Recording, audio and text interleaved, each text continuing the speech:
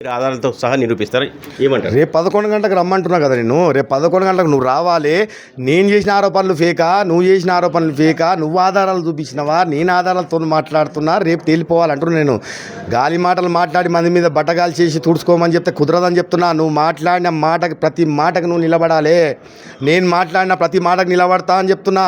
రేపు 11 గంటలకి ఇక్కడ పవిత్రమైన దేవాలయం శివాలయం బ్రహ్మరాంబిక మల్లికార్జున శివాలయంలో రేపు 11 గంటలకు నేను వస్తున్నా. నేను చేసిన ఆరోపణలు నిజాలని చెప్పి నేను రేపు గుళ్ళకి జరగబోతున్నా. నువ్వు చేసిన ఆరోపణల మీద నిజంగా నువ్వు ఒక మనిషివైతే, మనిషి పుట్టుక నువ్వు ఉడితే, నువ్వు కడుపుకు అన్నం తింటే, నీలో చీము రక్తం ఏమైనా ప్రవర్తిస్తే, నీలో నీతి నిజాయితీ ఏ కొనానో ఒకటి బతికుంటే, నువ్వు రేపు 11 గంటలకు వచ్చి నీ నిజాయితీ, నీ మాటలు, నీ ఆరోపణలకి రేపు భగవంతుని సాక్షిలా తడిపడంతో జొర్రాలి. కబ్జా చరిత్ర నాకు లేదు, కేవలం కాటా శ్రీనివాస్ గారు వసూళ్ళ రాజు అని చెప్పి ఆయన అంటున్నాడు. మీరు ఏమంటారు? నేను అదే చెప్తున్నా. నువ్వు కబ్జా చేసినవా, నువ్వు వసూళ్ళు చేసినవా, నేను కబ్జాలు చేసినా, నేను వసూలు చేసినా, రేపు భగవంతుడు సాక్షి తెలుసుకుందామంటున్నా. పటాన్చేరులో నువ్వో నేనో తెలుసుకోవాల్సిందే రేపు. ఇది ఎవరికి సంబంధం ఉన్నటువంటి పంచాయతీ కాదు. ఇది భగవంతుడు మూడో కంటికి తెలియనటువంటి పంచాయతీలు కదా ఇవన్నీ. ఆ భగవంతుడు సాక్షిగా మనం తెలుసుకుందాం రేపు అంటున్నా. అయితే నువ్వన్న కథం అయిపోతావు, నేనన్నా కథం అయిపోతా, తాడో పేడో రేపు తేలిపోతుంది అంటున్నా. దేవాదాయ శాఖ కానీ, లేకపోతే మార్కెట్ కమిటీ కానీ, లేకపోతే సర్పంచ్ ఎన్నికలు కానీ, మున్సిపల్ ఎన్నికలు కానీ అందరి దగ్గర పైసలు తీసుకుని బాగా వసూలు చేశారని చెప్పి ఆయన ఆరోపిస్తున్నారు. మీరేమంటారు దానికి? నేను అదే చెప్తున్నా కదా, నేను చెప్పేది అదే కదన్నా. దానికి ఎవడు మూడో కంటికి సాక్ష్యం లేడు కదా. భగవంతుడు అన్నా ఉండడు కదా ఒకడు. ఆ భగవంతుడు సన్నిధిలో అయితే జరగాలి కదా. నువ్వు చెప్పిన ఆరోపణలు అన్ని తప్ప అని చెప్పి నేను గుళ్ళకి జొరుతా అంటున్నా. నువ్వు చెప్పిన ఆరోపణలు కరెక్ట్ అని చెప్పి గుళ్ళకి జొర్రు. అప్పుడు నువ్వన్న నాశనం అవుతావు, నేనన్న నాశనం అవుతావు. ఏదో తాడో పేడో పడంచేరో తెలిపోవాలి కదా.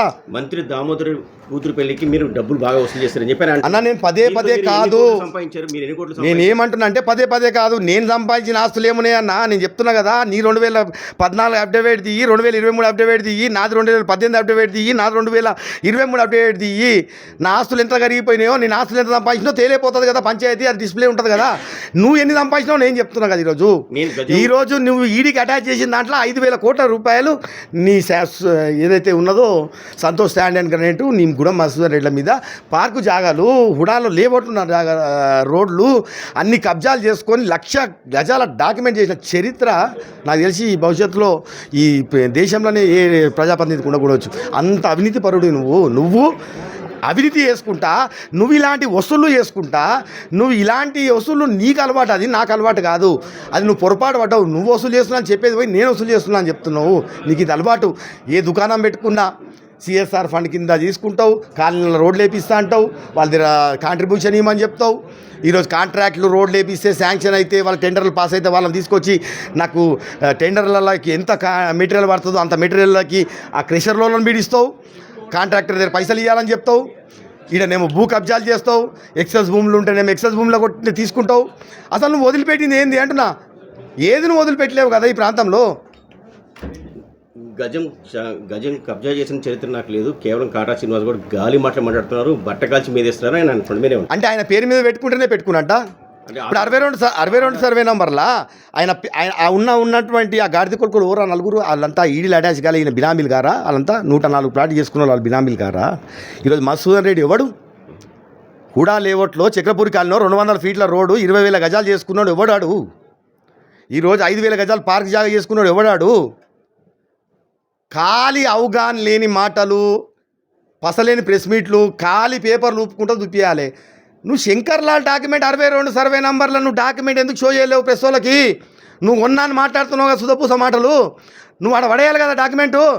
నువ్వు ఈరోజు 62 సర్వే నంబర్లో భూమి కొన్నప్పుడు 62 సర్వే నంబర్ వేసి నువ్వు ఈరోజు రిజిస్ట్రేషన్ చేయాలి కదా. మళ్ళీ ఆ 106 ప్లాట్లు నీ బినామీల పేర్ల మీద 64, 65 వేసి ఎందుకు చేసినావని అడుగుతా ఉన్నా.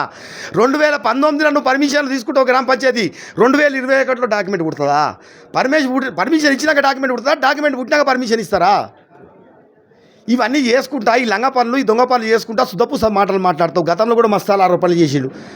గతం జాకబ్ చేసినా నేను అంబేద్కర్ కాడికి వస్తే విషయం దాచిపో. నువ్వు విషయం దాకా చచ్చిపోతే నువ్వు 100 సార్లు పీనుకు దాపాల్సి వస్తుండే ఆ విషయం నేను లేపి. అన్ని అబద్ధాలు, నోరు తెలిసి అబద్ధాలకు మారిపోయారు మైపాల్ రెడ్డి. అబద్ధానికి బట్టలేసుకొని రోడ్డు మీద నిలబడితే చొరస మీద అది మైపాల్ రెడ్డి అని చెప్తారు. అట్లాంటి దుర్మార్గులు. రేపు మీ ప్లానింగ్ ఏంటి? ప్లానింగ్ ఏం లేదు. 11 గంటలకు నేను వస్తా ఉన్నా. ఆయన చేసిన ఆరోపణలకి నేను గుడ్లో చూడడానికి సిద్ధంగా ఉన్నా. ఆయన కూడా ఏదైతే ఆరోపణలు ఏం చేసినో అవన్నీ అవాస్తవాలంటే ఆయన కూడా రావాలి. ఆయన చెప్పిన నిజమైతే కూడా ఆయన కూడా గుడ్లో చూడాలి. రేపు తాడో పేడో పొడంచెల్లా నువ్వా నేనా తెలుసుకోవాల్సిన అంశము. మైపాల్ రెడ్డి గారు కొట్టుబడిస్తే కొట్టి ఎందుకు పడేస్తావు అంటున్నా నేను. నువ్వు కొట్టి పడేది కదా, నువ్వు గాలికి ఎందుకు మాట్లాడుతున్నావు? గాలి మాటలు మాట్లాడదు కదా. నువ్వు ఒక ప్రజాప్రతినిధివి, నువ్వు 3 సార్లు గెలిచినా హైట్రిక్ చేసినా అని సంకలు కుదుకున్నటువంటి ఒక ప్రజాప్రతినిధివి బట్టగాల్చి మీదేస్తే అయిపోతుందా? బట్టగాల్చి మీదేస్తే ఎవడిడ పడేటోడు లేడు. నువ్వు రేపు స్టాండ్ కావాలి. నువ్వు నిజంగా మనిషివైతే నేను చెప్తున్నా కదా, నువ్వు అన్నం తింటే కడుపుకి నువ్వు నీలో ఏమైనా చీము రక్తం ఉంటే రేపు నువ్వు రావాలంటున్నా. నీ ఆరోపణలు ఏమన్నా నువ్వు పసు ఉంటే నిజాయితీ ఉంటే నువ్వు రేపు రావాలంటున్నా. నిజాయితీ లేని ఆరోపణలు, పసలేని ఆరోపణలు, అబద్ధాలు మంది మీద బట్టగాల్చి చేస్తే ఈడ ఊకుంటాడు కాటా శ్రీనివాస్ గౌడ్ కాదు. నిన్ను మాత్రం వదిలిపెట్టేది లేదు. రైట్.